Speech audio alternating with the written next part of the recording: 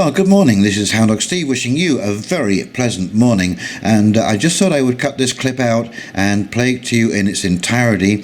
Here is another member of the Catholic Church speaking out against the dangers of the path that we are attempting to travel down right now through the Great Reset. And his words are prophetic, and I would encourage all of you to listen to them and take heed of what he says. This truly is a battle for the spirits and minds of people on this planet, and make no mistake about it, it is a war, it is a battle, and yet it's taking place virtually beneath the surface. Now, I think I've mentioned before in other videos that, you know, you can sit at home and you can plan to, say, rob a bank, and you can do that for years, and nobody will care, nobody will notice anything. It's when it's that 5 minutes that you are in the bank that is the important time, because the cat's out of the bag and there's no more pretending. Well, the globalist cat is out of the bag now, and we can clearly see the direction it wants to take us in, and there's no hiding the coordination that is taking place here today on this planet.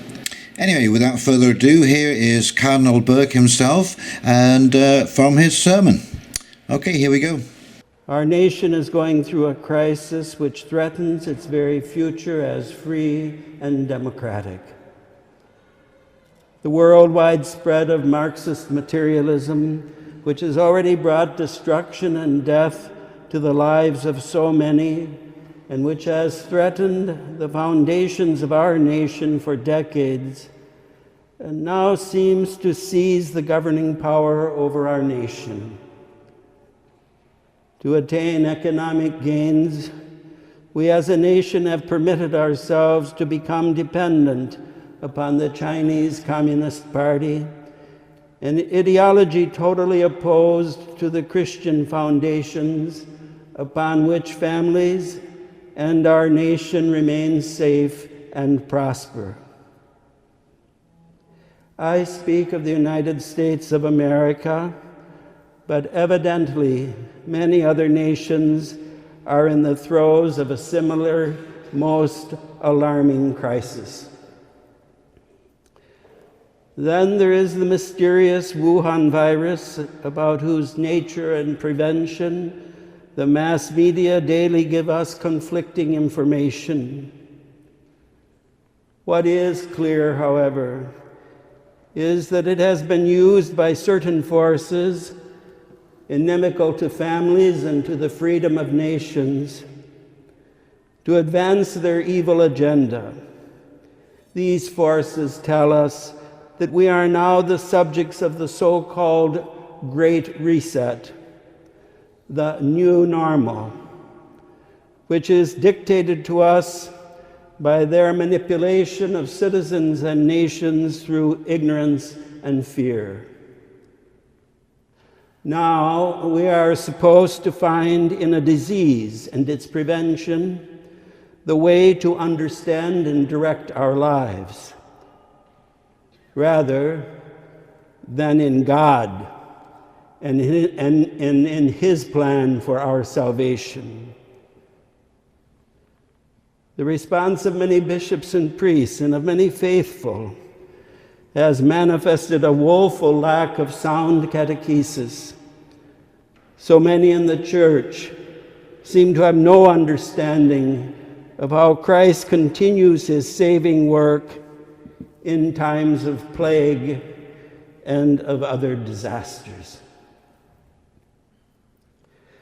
What is more, our Holy Mother Church, the spotless bride of Christ, in which Christ is ever at work for our eternal redemption, is beset by reports of moral corruption, especially in matters of the 6th and 7th commandments, which seem to increase by the day.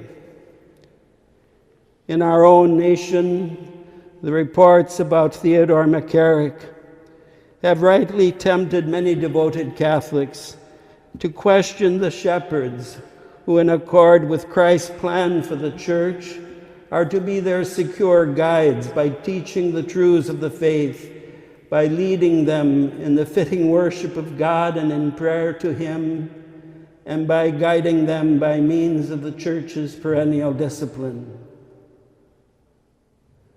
Too often, the faithful receive nothing in response, or a response which is not grounded in the unchanging truths regarding faith and morals.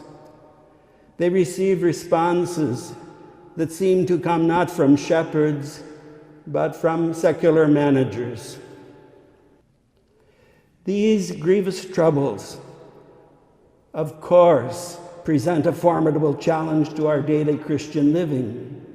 The impact of the crisis in the world and in the Church is profound for all of us.